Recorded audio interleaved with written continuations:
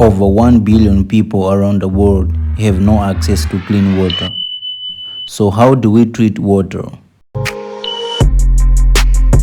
Everyone needs water. We all need water. At home, we need it for drinking, cooking, washing things, including ourselves. On farms, it is needed as drink for animals and to water crops. In industry, they use it as a solvent and to wash things and to keep hot reaction tank cool. Cold water pipes are cooled around the tanks. In power stations, water is heated to make steam. The steam then drives the turbines that generate electricity. So where does the water come from? Much of the water we use is taken from the rivers, but some is pumped up from below ground, where water that has drained down through the soil lies trapped in rocks. This underground water is called groundwater. A large area of rock might hold a lot of groundwater, like a sponge. This rock is called an aquifer. Is it clean? River water is not clean, even if it looks so. It will contain particles of mud and animal waste and bits of dead vegetation. But worst of all are the microbes, bacteria, and other organisms that can make us ill. Over 1 billion people around the world have no access to clean water. They depend on dirty rivers for their drinking water, and over 2 million people, mainly children, die each year from diarrhea and diseases such as cholera, caused by drinking infected water. So how to treat water? No matter where in the world you are, the steps in providing a clean, safe water supply on the tap are the same. So this is how a water treatment plant works. First, the water is pumped in a screen. A screen traps any tiny particles such as twigs. Then a coagulant is added. It's a chemical to make small suspended particles stick together. It could be iron 3 sulfate, for example. Next, air is blown through the water in flotation tanks to make the coagulated particles float to the top.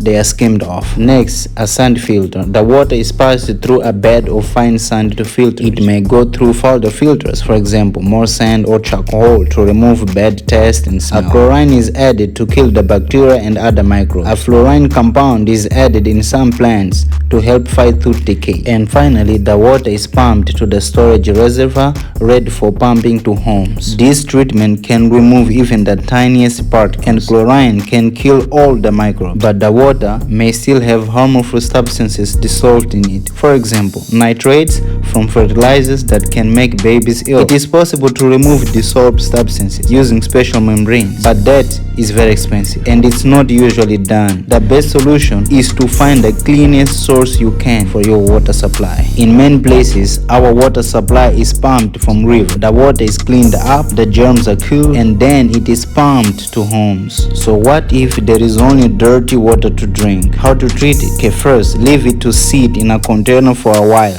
to let particles settle. Scoop out the clear water from the top of the container and boil it for several minutes to kill the microbes. And finally, if you are not able to boil it, leave it sitting in a clear plastic container in the sun for several hours. This will kill most microbes. And how do you test for pure water? If a liquid is pure water, it will boil at 100 degrees Celsius and freeze at 0 degrees Celsius. Thank you for watching. If you enjoyed the video, give a like and don't forget to subscribe for more videos.